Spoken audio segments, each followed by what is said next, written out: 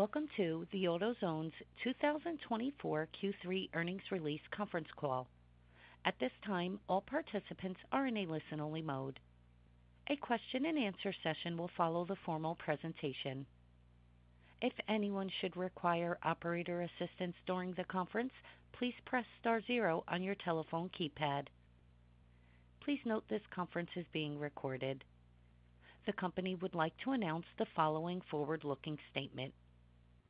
Before we begin, please note that today's call includes forward-looking statements that are subject to the safe harbor provisions of the Private Securities Litigation Reform Act of 1995.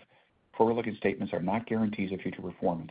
Please refer to this morning's press release and the company's most recent annual report on Form 10-K and other filings with the Securities and Exchange Commission for a discussion of important risks and uncertainties that could cause actual results to differ materially from expectations. Forward-looking statements speak only as of the date made, and the company undertakes no obligation to update such statements. Today's call will also include certain non-GAAP measures. A reconciliation of GAAP to non-GAAP financial measures can be found in our press release. It is now my pleasure to turn the floor over to Phil Daniele, Chief Executive Officer with Autozone. Good morning, and thank you for joining us today for Autozone's 2024 third quarter conference call. With me today are Jamere Jackson, Chief Financial Officer, and Brian Campbell, Vice President, Treasurer, Investor Relations, and Tax. Regarding the third quarter, I hope you had an opportunity to read our press release and learn about the quarter's results. If not, the press release, along with the slides complementing our comments today, are available on our website, www.autozone.com, under the Investor Relations link.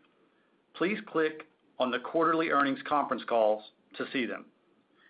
As we begin the call, I want to say thank you to our more than 120,000 AutoZoners across all of our businesses for delivering solid earnings results in the face of a difficult macro environment.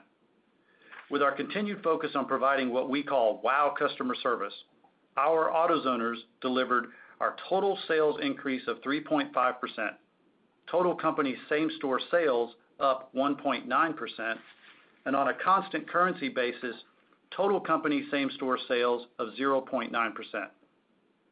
Also, our operating profit grew 4.9%, while our earnings per share grew 7.5%. In spite of our lower-than-planned sales, we managed our business well, and we were able to deliver bottom-line results that continue to build on the phenomenal results we've had over the last several years. Congratulations to our AutoZoners everywhere who helped us achieve this quarter's growth. Your dedication to delivering on our commitment of wow customer service is always inspiring. Before I begin my comments on our third quarter sales, as a reminder, the backdrop to this quarter and every third quarter of our fiscal year includes tax refund season. It is roughly a $300 billion influx of cash to our customers. It begins around Valentine's Day and generally lasts 4 to 6 weeks. These dollars matter to our customers and meaningfully impacts their shopping patterns in our stores. This year, refund dollars ended up slightly versus the previous year. However, February refund flows were lower than expected and negatively impacted the first 3 weeks of the quarter's domestic same-store sales. While the refund flows did catch up later in the later weeks, we felt the delayed refunds were a drag on our sales results through February and early March, similar to what you may have heard from other retailers. Secondly, the weather was unfortunately cooler and wetter than we had expected and planned, especially in the Northeast and the Midwest markets. As a result, sales in these markets were noticeably below the remaining markets, with this pattern more pronounced over the last 8 weeks of our 12-week quarter. Again, extreme weather, either hot or cold, drives hard part failures and accelerates maintenance over time, thereby driving higher sales. So on balance, we believe this quarter's sales were impacted negatively by the late start of the tax refund season, while the last 8 weeks were impacted by cooler than weather than we had planned. Despite these headwinds, we also had many successes. We gained share in our retail business, and we believe we continue to gain share in commercial. We continue to be encouraged by our supply chain initiatives. The construction of our 2 new domestic DCs are on track for Q2 FY25 opening, as well as our continued forward deployment of inventory across both our hubs and our mega hubs. We continue to see progress on our initiatives within our domestic commercial business that give us confidence about accelerated growth. While it is prudent for us to remain cautious on our outlook for the remainder of the year, we believe sales will accelerate over time. We are excited about our commercial initiatives that are providing deeper parts coverage closer to the customer with faster delivery times, improving customer service, and thereby driving sales. For the third quarter, our total company same-store sales were 0.9% on a constant currency basis. As we have mentioned, international has become a more important part of our growth story, and this quarter, we delivered another strong quarter, up over 9.3% on a constant currency basis. We continue to be very encouraged with both our short-term and long-term growth prospects we have internationally, and we plan to accelerate new store openings and drive operational improvements in these markets over the next several years. Our domestic same-store sales were flat this quarter compared to up 0.3% last quarter and up 1.9% in Q3 of last year. As I mentioned previously, we believe our sales were impacted in the first 4 weeks of the quarter by the delayed tax refund season and the last 8 weeks by the mild, wet weather pattern across much of the U.S. Domestically, we ran a negative 0.7 comp across the first 4 weeks and collectively across the last 8 weeks, a plus 0.3% comp. Our commercial business grew 3.3% against last year's Q3 growth of 6.3%. Our commercial results were higher in the first 8 weeks and relatively consistent, but slightly lower the last 4 weeks. The last 4 weeks comparison were the most difficult of the quarter. Weather impact was more pronounced in the last 8 weeks of the quarter, and it was during this time that the regional performance disparities became more apparent.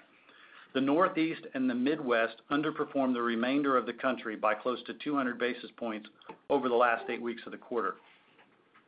Commercial transaction counts were up and were partially offset by slightly negative ticket growth, which was attributable to similarly negative inflation on a same-SKU basis. We opened 20 net new commercial programs and now have commercial in 92% of our domestic stores. Domestic commercial sales represented 31% of our domestic auto parts sales for Q3. Despite the choppiness in our commercial sales results this quarter, we are planning for a stronger growth rate in Q4 behind continued execution of our growth initiatives and somewhat easier comparisons. Commercial sales growth continues to be driven by the key initiatives we've been working on over time: improved satellite store inventory availability, material improvements in hub and mega hub coverage, the strength of the Duralast brand with an intense focus on high-quality parts and products, and technology enhancements that make us easier to do business with. We are encouraged by our recently launched initiatives focused on improving customer service with faster delivery times. As we roll these initiatives to the majority of the chain, we are anticipating faster growth and accelerated share gains. Regarding domestic DIY, we had a negative 1% comp this quarter versus last year's comp of 0.6%. DIY ran negative 2% across the first 4 weeks of the quarter, positive 0.1% the second 4-week segment, and negative 0.1% comp over the last 4 weeks. Regionally, the Northeast and the Midwestern markets underperformed the remainder of the country by approximately 100 basis points over the last 8 weeks of the quarter, similar to our commercial business. Heading into the fourth quarter, we feel weather should be less volatile, and we are planning accordingly. Regarding our merchandise categories in the DIY business, our sales floor categories, in particularly discretionary categories, underperformed hard parts. We also saw several seasonal merchandise categories and weather-sensitive hard part categories being off our planned results due to the cooler than expected weather. Regarding this quarter's traffic versus ticket growth, our DIY traffic was down approximately 2%, while our ticket average was up only 1%. We expect our average ticket growth will return to more normalized levels in the 2 to 4% range as we get further removed from the higher inflation from the last couple of years. We attribute our previously mentioned DIY share gains to improved customer service levels in our stores and our in-stock nearing pre-pandemic levels, driven by most of our vendor partners returning to more normalized operations, meaning recovering from the pandemic sales surge and supply chain disruptions. As we look forward, we are continuing to focus on flawless execution and delivering wow customer service will drive our accelerated sales growth in our domestic business. Before handing the call to Jamere, I'd like to highlight and give some color on our international business. At 872 stores open internationally, or 12% of our store base, this business had yet again impressive performance last quarter and should continue to grow at a robust pace for the remainder of fiscal year 2024 and beyond. We are leveraging many of the learnings we have in the U.S. to refine our offerings in our international markets. And before Jamere discusses our financial results, I'd like to remind you of our key objectives for fiscal year 2024. We are focused on growing our domestic commercial business, and we believe our improved customer service levels will lead to continued sales growth. We are also focused on our supply chain with two initiatives that are in flight to drive improved availability. First is our expanded hub and mega hub rollouts, and secondly, we are making good progress on adding capacity to our distribution network. We have two distribution centers that are nearing completion in the U.S., one in Chowchilla, California, and the other in New Kent, Virginia. We are also very close to completing the expansion of our Tepeji, Mexico DC, and last quarter, we broke ground on a larger facility that will house our relocated Monterrey, Mexico DC. Our strategy is focused on leveraging the entire network to carry more inventory closer to the customer, driving sales growth with improved speed, expanded parts availability, and improved efficiencies. These capacity expansions will underpin our future growth. Now I'd like to turn the call over to Jamere Jackson. Thanks, Phil, and good morning, everyone.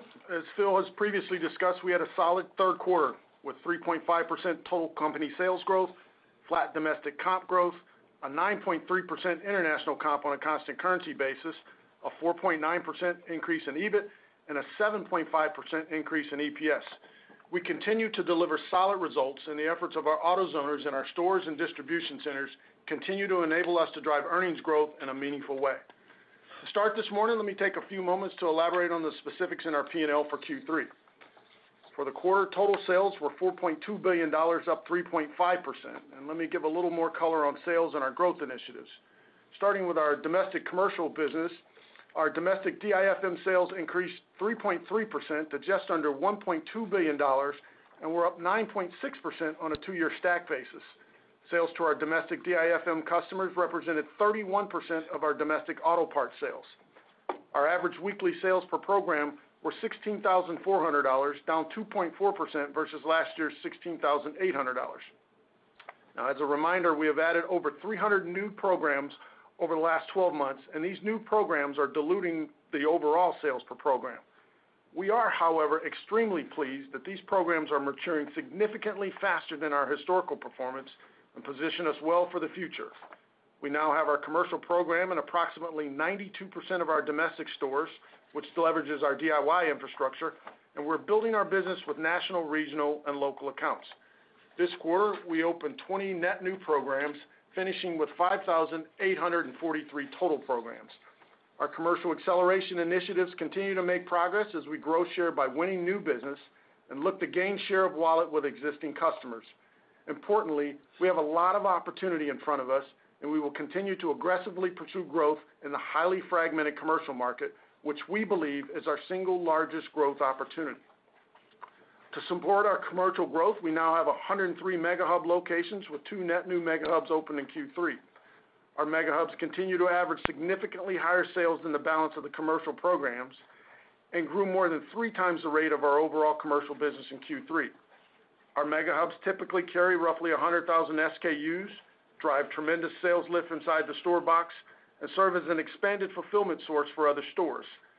These assets are performing well individually, and the fulfillment capability for the surrounding AutoZone stores is giving our customers access to tens of thousands of additional parts and lifting the entire network.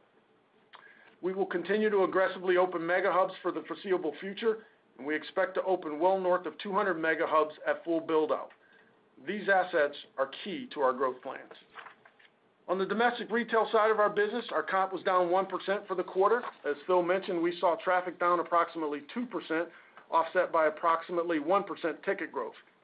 Over time, we would expect to see slightly declining transaction counts offset by low to mid-single-digit ticket growth, in line with the long-term historical trends for the business driven by changes in technology and the durability of new parts.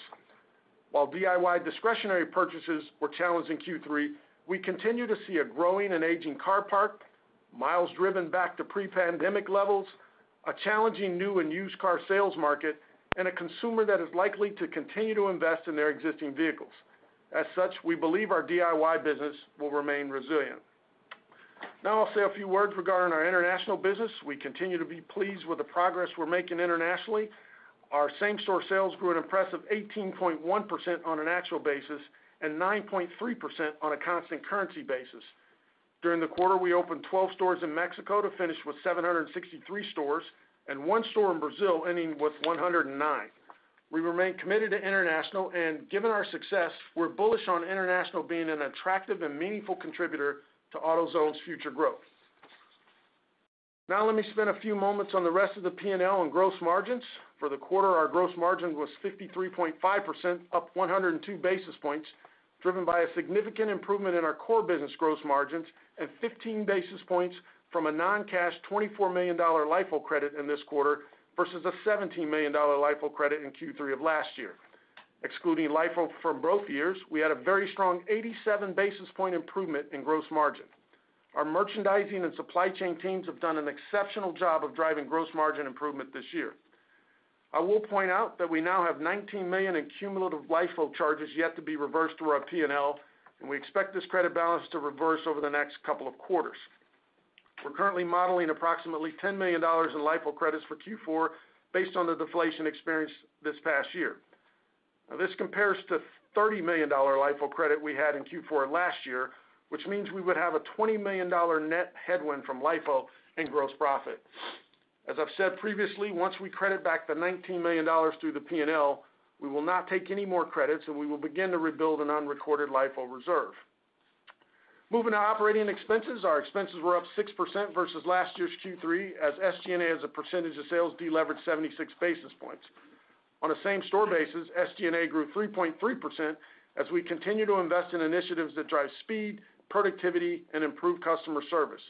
We're committed to being disciplined on SG&A growth as we move forward, and we will manage expenses in line with sales growth over time. Moving to the rest of the P&L, EBIT for the quarter was $900 million, up 4.9% versus the prior year, driven by our positive same-store sales growth and gross margin improvements. Interest expense for the quarter was $104 million, up 41% from Q3 a year ago, as our debt outstanding at the end of the quarter was $9 billion versus $7.3 billion in Q3 last year. We are planning interest in the $148 million range for the fourth quarter versus $109 million last year. Higher debt levels and borrowing rates across the curve are driving this increase, along with the extra week that we will have in this year's fourth quarter. For the quarter, our tax rate was 18.1% and up from last year's third quarter of 17.4%. This quarter's rate benefited 479 basis points from stock options exercised, while last year it benefited 595 basis points. For the fourth quarter, we suggest investors model us at approximately 23.2% before any assumptions on credits due to stock option exercises. Moving to net income and EPS, net income for the quarter was $652 million, up 0.6% versus last year. Our diluted share count of 17.8 million was 6.4% lower than last year's third quarter. The combination of slightly higher net income and lower share count drove earnings per share for the quarter to $36.69, up 7.5% for the quarter. Now let me talk about our free cash flow. For the third quarter, we generated $434 million in free cash flow. We had higher CapEx spending this quarter versus a year ago, and we expect to spend close to $1.1 billion in CapEx this fiscal year as we complete the addition of our distribution center capacity expansion ahead of schedule. I will also remind you that we generate a majority of our free cash flow in the back half of each of our fiscal years. We expect to continue being an incredibly strong cash flow generator going forward, and we remain committed to returning meaningful amounts of cash to our shareholders. Regarding our balance sheet, our liquidity position remains very strong, and our leverage ratio finished Q3 at 2.5 times EBITDAR. Our inventory was up 7.9%, driven by a combination of inventory per store growth to support our growth initiatives, improvements in in-stock levels, along with new store growth. Net inventory, defined as merchandise inventories less accounts payable on a per-store basis, was $168,000 negative versus $215,000 negative last year and negative $164,000 negative last quarter.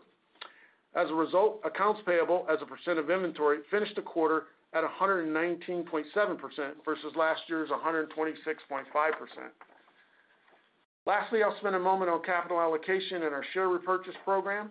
We repurchased $735 million of AutoZone stock in the quarter, and at quarter end, we had $1.4 billion remaining under our share buyback authorization. We have bought back over 100% of the then outstanding shares of stock since our buyback inception in 1998, while investing in our existing assets and growing our business. We remain committed to a leverage target of 2.5 times and a disciplined capital allocation approach that will enable us to invest in the business and return meaningful amounts of cash to shareholders. So to wrap up, we remain committed to driving long-term shareholder value by investing in our growth initiatives, driving robust earnings and free cash flow, and returning excess cash to our shareholders. We're growing our market share, expanding our margins, and improving our competitive positioning in a disciplined way. And as we look forward to Q4, we remain bullish on our initiatives to grow sales behind a steady DIY business, a fast-growing international business, and a domestic commercial business that remains underpenetrated. I continue to have tremendous confidence in our strategy and our ability to drive significant and ongoing value for our shareholders. And with that, I'll turn it back to Phil. Thank you, Jamere. We are proud of the results our team delivered this last quarter. We remain on track to deliver a solid 2024, but we must continue to focus on superior customer service and flawless execution. Execution and our culture of always putting customer first are what defines us. We are well positioned to grow sales across our domestic and international store bases with both our retail and commercial customers. Our gross margins are solid, and our operating expense structure is appropriate for future growth. We are putting our capital investments where they matter most: our stores, distribution centers, and leveraging technology to build a superior customer service experience where we are able to say yes to our customers' need. Fiscal 2024's top priority has been enhanced execution. We are making good progress. Additionally, we have many strategic projects in varying stages of completion. We will continue opening new mega hub and hubs, completing construction on our new distribution centers, and optimizing our new direct import facility. We are also in the early stages of ramping up our domestic and international store growth. As discussed, our international teams posted same-store sales comps on a constant currency basis of plus 9.3%, continuing several years of strong growth. While I mention all these investments in FY24, AutoZone's biggest opportunity remains growing share in our domestic commercial business. We continue to believe we have a solid plan in place for growth for the foreseeable future. We know our focus on parts availability and wow customer service will lead to additional sales growth. We are excited about what we can accomplish, and our AutoZoners are committed to delivering the results. Now I'd like to open up the call for questions. Certainly. At this time, we will be conducting a question-and-answer session. If you would like to ask a question, please press star 1 on your telephone keypad. A confirmation tone will indicate your line is in the question queue. You may press star 2 if you would like to remove your question from the queue. For participants using speaker equipment, it may be necessary to pick up your handset before pressing the star keys. We do ask to please limit yourselves to 2 questions. If you have any additional questions, you may re-enter the queue by pressing star 1. One moment, please, while we poll for questions. Your first question for today is from Bret Jordan with Jefferies. Hey, good morning, guys. Morning, Brett. Good morning, Brett. Could you talk a little bit about the cadence? You commented at the end of the quarter and the commercial business ended a bit softer and obviously very early in Q4, but could you give us any color sort of as we've trended sequentially into the fourth? Yeah, the commercial business, like we said, has been choppy. The last 4 weeks were the more difficult compares for the quarter. And, as we said several times, I hate being the weatherman, but this particular spring has been challenging for us from a wet and cooler season. And, typically in the latter half of the quarter, we start seeing some improved performance around, the hot weather categories like AC chemicals and AC hard parts and battery sales, et cetera. And we just didn't get that through the last several weeks of the quarter. Okay. And then I guess on a calendar year basis, could you maybe give us some color where you see inflation, in pricing for your mix as the compares, I guess, get. Yeah. On the inflation front, that has definitely been challenging as we've come off several years of, hyperinflation, if you will, at our average unit retail on both the DIY side and the commercial side, frankly. I suspect, the average unit retail, same SKU inflation would get back to more normal growth levels as we move further and further away from the inflation that we had over the previous years. Those inflation numbers start to come back, as we get in the later quarters of the calendar year, and I suspect they'll return to more normalized levels over time. Great. Thank you. Thank you, Brett. Your next question is from Chris Horvers with J.P. Morgan. Hi, good morning. It's Christian Carlino on for Chris. First question on gross margin. Supply chain crisis aside, you've grown the commercial business pretty considerably over the past couple of years. So could you speak to, I guess, the degree of vendor rebates you've yet to receive and how long you should benefit from this catch-up period for all the growth that you've had since prior to the pandemic? Well, certainly, our gross margins, as it relates to our relationship with vendors, has an opportunity to improve. As Phil mentioned previously, we are coming off a period of significant hyperinflation, particularly in the areas like freight. Quite frankly, we saw snarls across the majority of the supply chain. It impacted them from the standpoint of having higher labor costs, higher input costs in total. So we're starting to see that abate, and that's given us an opportunity to go and negotiate for some deflation as we move forward. We're still in early innings there, and I wouldn't say that all of the inflationary pressures have abated, but we're certainly in a much better position today than we were a year ago. Got it. That's helpful. And then now that you're starting to lap some of the earlier signs of maintenance deferral at some of the tire centers, are you starting to see trends improve with that cohort of customers? And just broadly, can you speak to the performance at like the national accounts, the tire centers, the buy here, pay here dealers, and then the up and down the street mechanics? I would say if you kind of broke apart those segments that you just talked about, probably the most challenged group of customers are customers that are, drive their repair revenue from tires. Tires have definitely been a pressure point. I think that downward trend on tires has probably flattened out a little bit, but I still think the tire segment in particular is under some pressure and has been for quite a while. On your other segment of customers, the buy here, pay here lot and used car centers, those have been more challenged as well. If you think about, there was tons of used cars that were sold over the last 2 years or so, and I think that's just been slower.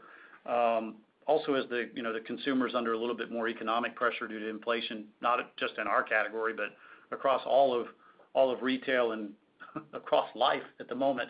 I think there's more pressure on some of those bigger ticket items like tires. Tires is a pretty big purchase for a customer.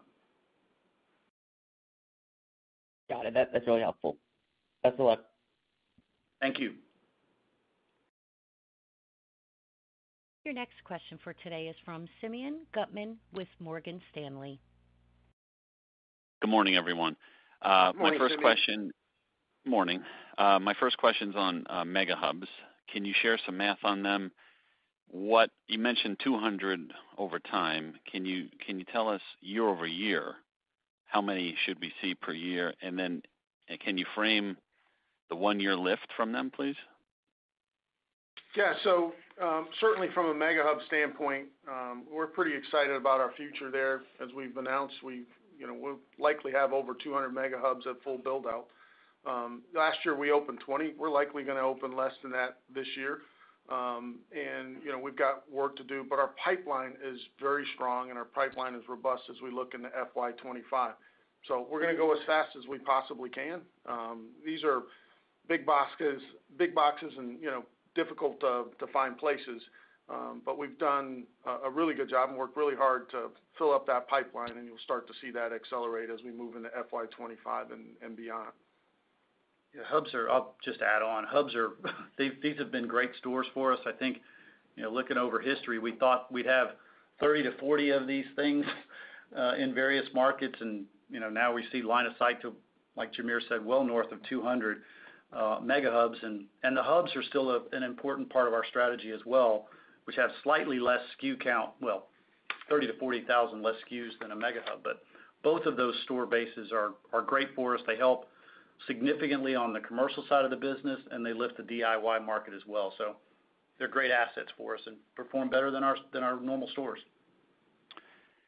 And then can I ask, I know you don't give forward guidance, in thinking about fiscal 25, the first half and the second half, is it fair to think that there's not a hockey stick, but it will be second half weighted? In other words, the top line backdrop improves mildly, hopefully from weather, but you are going to lap some big gross margin gains, core, non-LIFO, while you'll need the top line to lever the expenses. So it looks like you could see some, second half weighting in next year. Curious if that's, some thoughts on sequencing for next year. Yeah, like you said, we don't give guidance, but here's some things that I'll tell you that I'm excited about. One is, weather has been challenging. And I think, over summer's going to heat up. We should get the merchandise categories and mix and things of that nature will help our sales as we move a little bit forward. And although slower than we'd like, our commercial initiatives are working, and we think those will continue to mature over time. And, in a segment where we're under-penetrated in share, below 5% share on the commercial business, we think we have ample opportunity to continue to grow over time with improved service, improved hard part, and expanded part availability, and better service and delivery based on the things we talked about: parts investments, mega hub investments, and technology investments that'll grow our sales. But it's not going to be a hockey stick that turns around in 6 weeks or something. It's going to take time. Yep. Okay. Thanks. Good luck in the fourth quarter. Thanks, Simeon. Your next question is from Greg Melich with Evercore ISI. Hi, thanks, guys. I wanted to follow up on inflation because it sounds like it was still across the box slightly positive in the quarter, but I think I heard in commercial that it was same SKU, slightly negative. So could you just give us a little more of the detail on that? Yeah, I think two things from an inflation standpoint. Number one, the backdrop is we're coming off a period of significantly more inflation last year. So as we look at this year and look at that impact on our ticket growth is lower than it's been historically, and quite frankly, that's had an impact on the top line growth. You've heard me say a number of times that while hyperinflation is difficult from a cost standpoint, from a top line standpoint, inflation has been our friend, and we just don't have that tailwind, right now. We do expect inflation to normalize over time, but the high freight costs that we had and the significant inflation that we had in the industry is just not there right now. And this industry has been very disciplined about passing that inflation through, but also in times where the inflation is not there, we've also been disciplined about the pace with which retails are raised. So we feel pretty good with where we are in total. We think inflation is going to return, but right now it's running significantly lower than it was a year ago and lower than what we've seen historically. And just to be clear, in the quarter it was 0? Yeah, we saw, ticket growth, across the business be very muted in the quarter. We're seeing, some inflation in certain categories. In other categories, you're seeing hardly any inflation. And as we manage our way through that, we've just got to make sure that we're pricing dynamically to price for inflation where we see it, and in places where you don't see it, obviously we're being disciplined, like this industry has been for a really long time. Got it. So still discipline, and you expect it to normalize, but right now, it's not.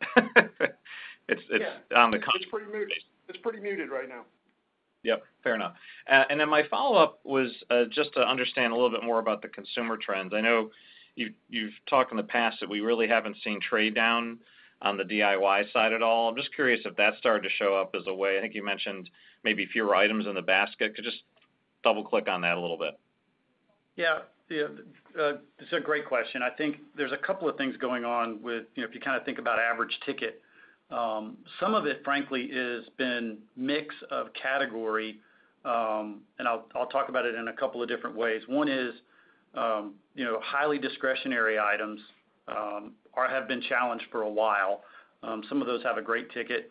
There's probably slightly fewer pieces in the basket, but I think some of that has been driven by the environment and the weather.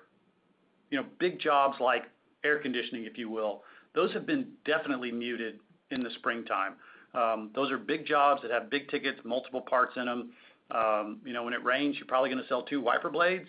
And when it's nice, people decide to do a tune-up. You may have, all kinds of filters that have significantly more pieces per transaction in them. So I think ticket average will improve. It's not going to be improved based on, hyperinflation like we've had over the last couple of years. But I do believe it will improve as we move through the summertime and get a better mix of product as we move past some of this more challenging weather scenario. Got it. That's super helpful. Good luck, guys, and thank God we didn't talk about 5-year comps. Thanks, Greg. Thank you. 5-year comps. Your next question for today is from Scot Ciccarelli with Truist. Good morning, guys. Thanks for the time.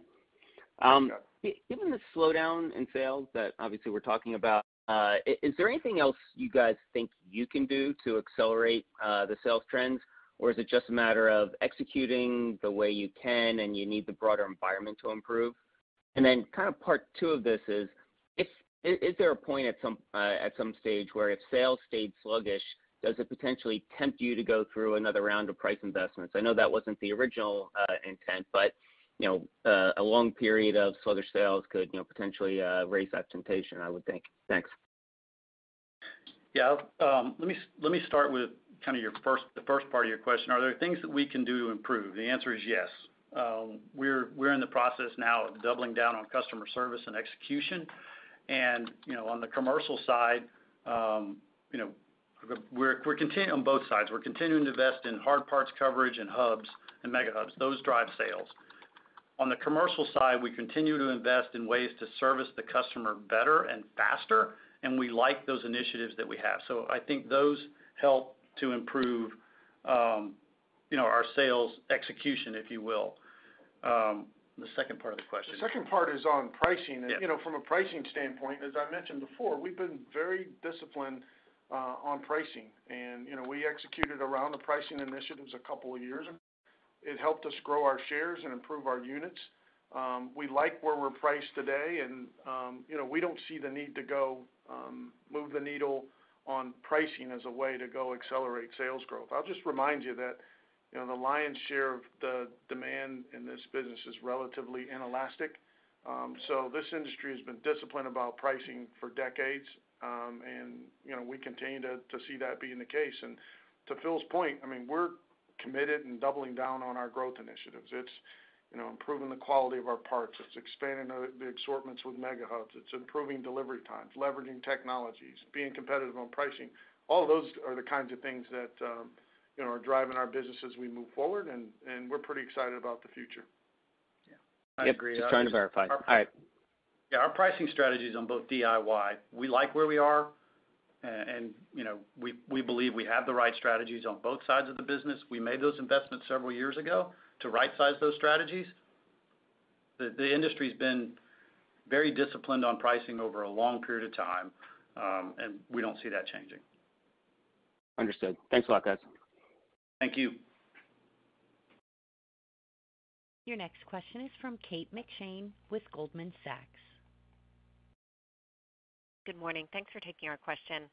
I just wanted to clarify, I think you mentioned in the prepared comments a mention of store growth, and I wondered if that was more of a domestic comment versus international comment. Should we see an acceleration of the store openings here? And we wondered if just with the sheer amount of growth you've seen over the last few years, do you think some of the demand weakness that you're seeing is just due to the sheer volume of what your current store base is handling?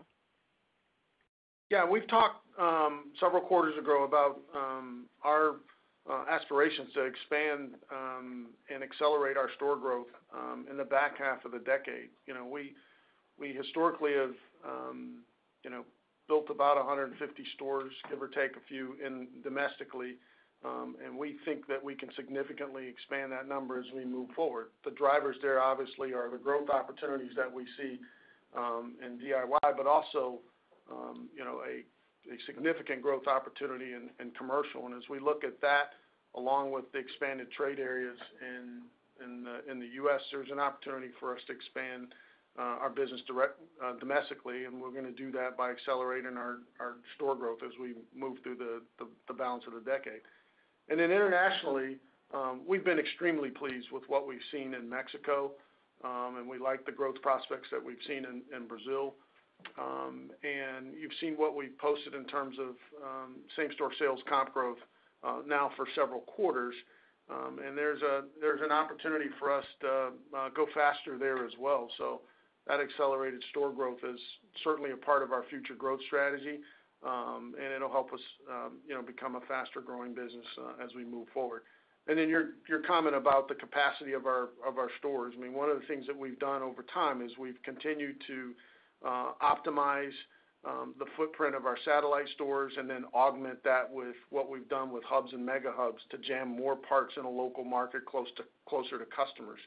It's an important part of the growth strategy, both on the DIY and the commercial side of the business, and we'll continue to do that as we move forward, which is one of the reasons why we talked about expanding the number of mega hubs that we have, and our mega hub count will be north of 200 at full build-out. We just wish they'd come faster. Building new stores takes, it's a long tail from the time you sign a contract to the time we actually open the doors and start selling parts out of them. It just takes longer than we'd like. Thank you. Your next question is from Seth Sigman with Barclays. Hey, good morning, everyone. A couple follow-ups from my side. So when I look at the gap between your DIY business and the commercial business, it just seems narrower than it's been in the past, certainly pre-pandemic. And that's been happening the last couple of quarters. And you look at DIY down 1%, it's actually not that different than the range we've seen in the past. So it's really commercial at this lower run rate. And I know there's a lot of moving pieces here, but it's more of a macro question, right? Do you think that the commercial end customer is just slowing more? And maybe that's deferral, maybe that's trading down, I'm not sure. But I guess that's really what we're trying to figure out. Is that commercial end customer that maybe more middle income consumer trading down a little bit more?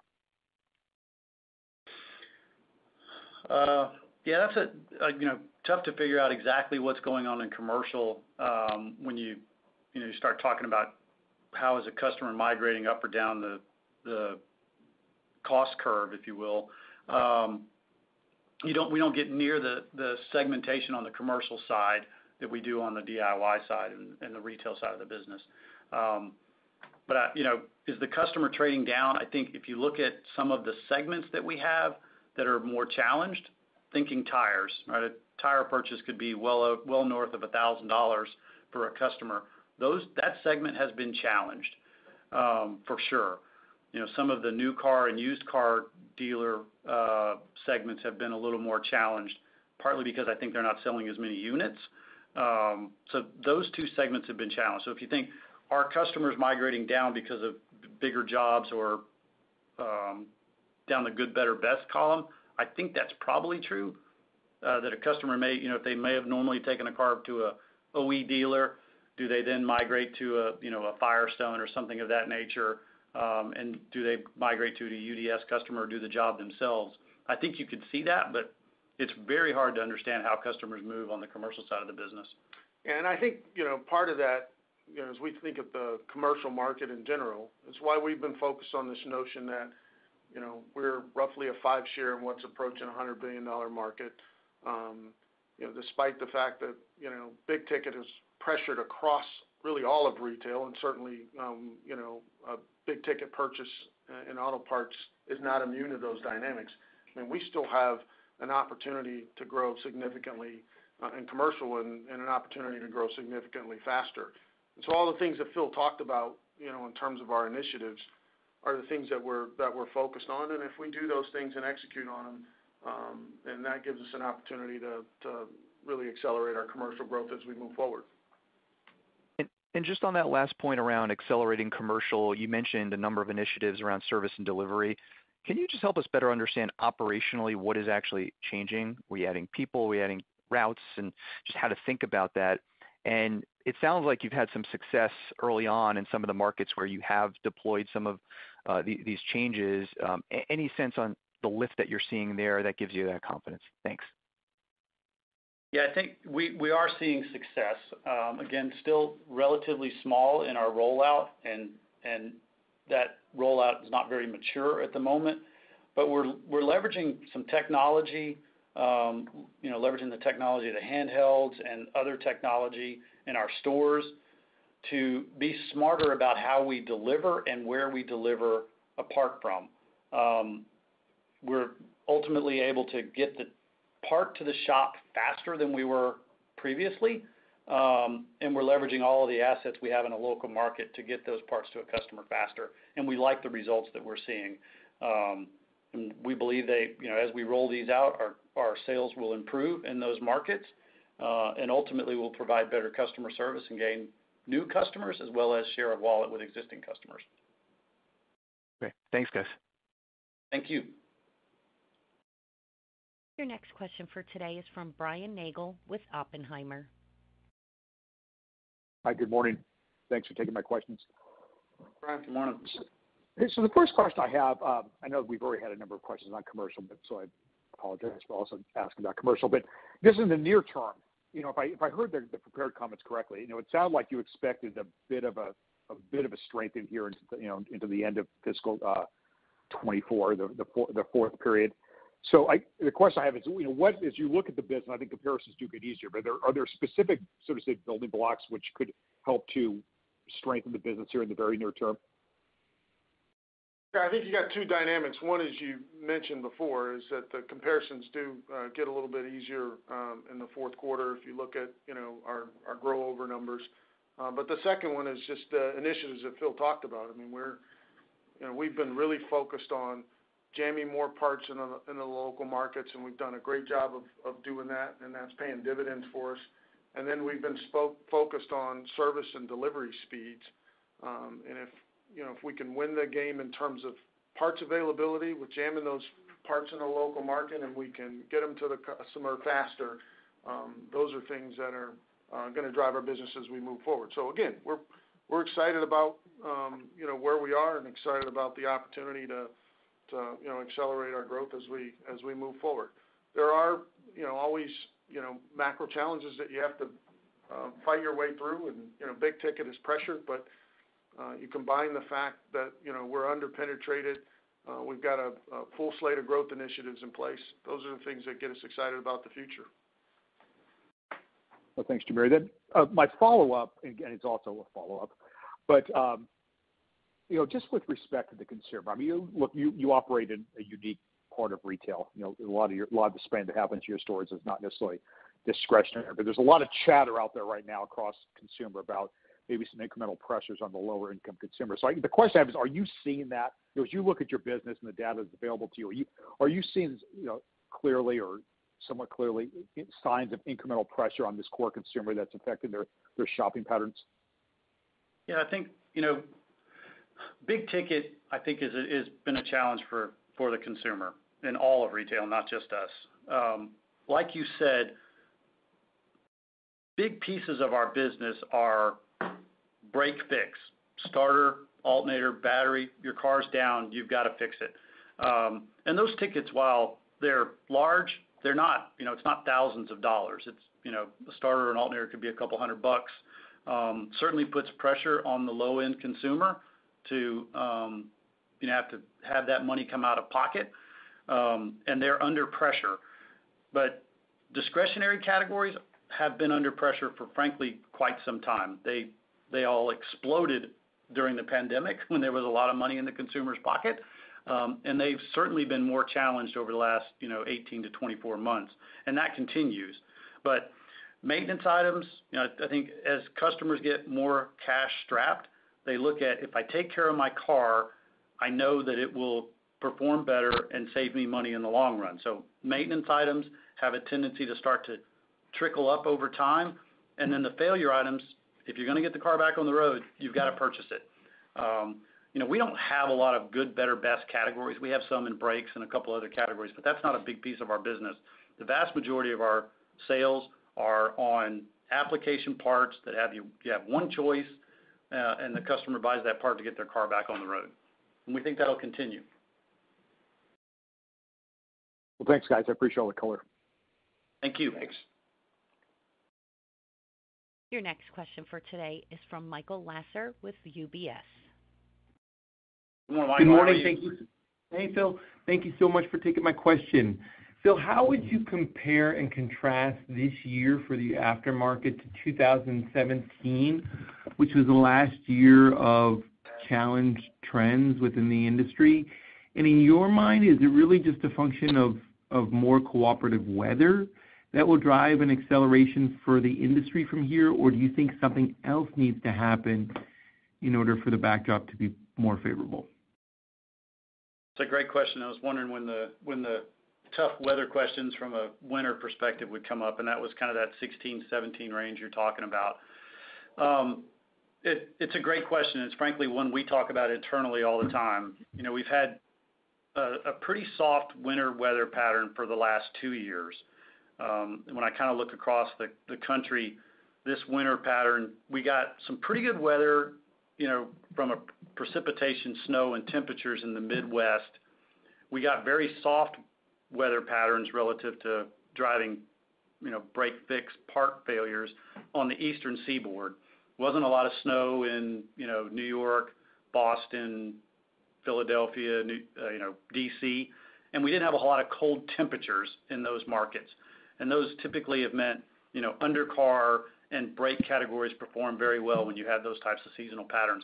We didn't get that this year, and frankly didn't get it last year. So it's a little undetermined what happens in a long period of time where you haven't had those weather patterns with categories in that half of the country. So I think that is yet to be seen. We don't have the inflation that we had probably back in 17, 18, and frankly over the last 2 years to be a benefit.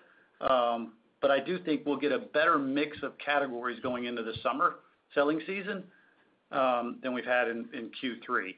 So I don't know if I'm really answering your question. I think that's yet to be seen, and I think it'll prove out over the next 4 months or so. Okay.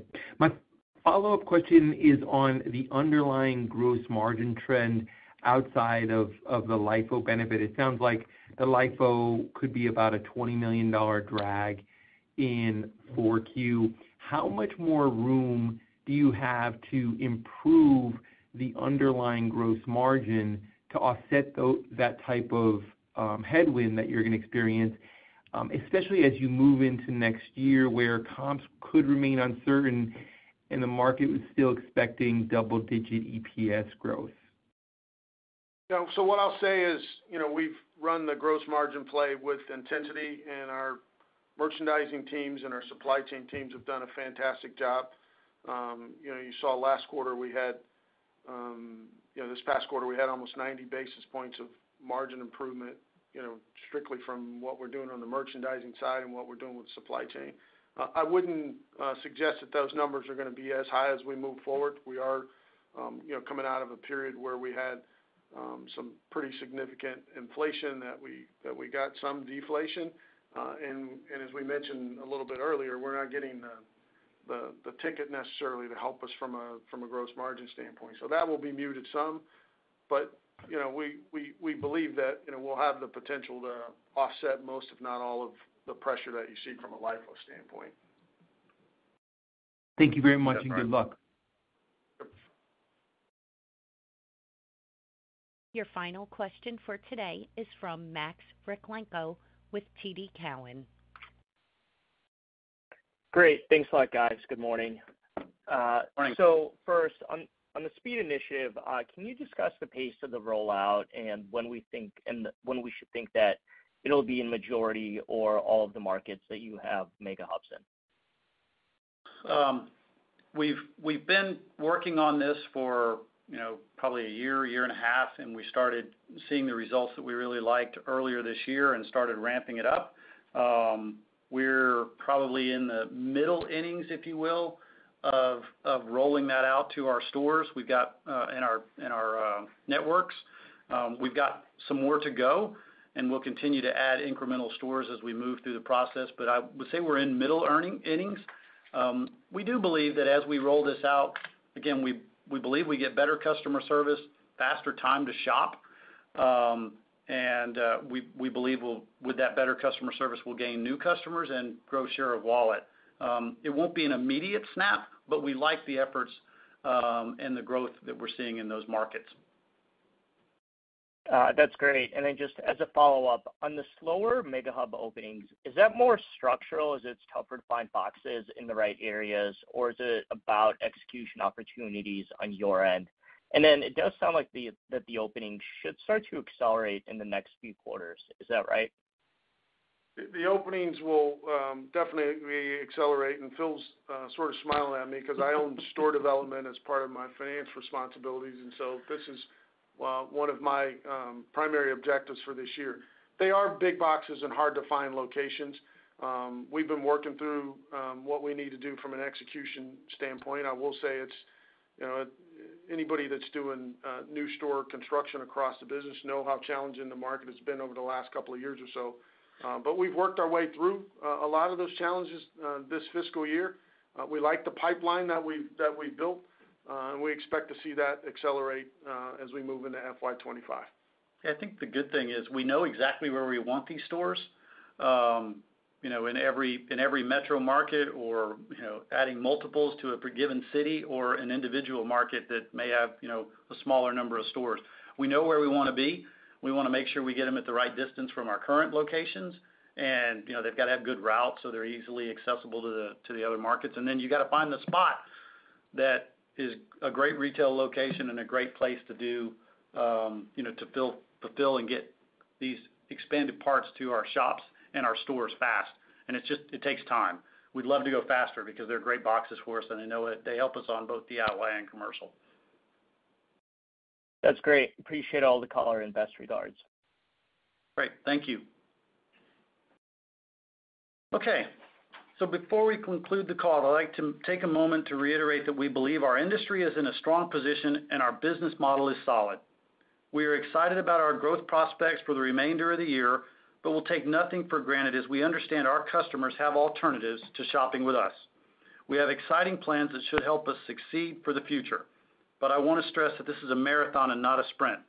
As we continue to focus on the basics and strive to optimize shareholder value for the future, we are confident AutoZone will be successful. Lastly, as we celebrate Memorial Day next Monday, I ask that we all remember our country's heroes, both past and present. We owe these great Americans a tremendous debt of gratitude. Thank you again for participating in today's call. This concludes today's conference, and you may disconnect your lines at this time. Thank you for your participation.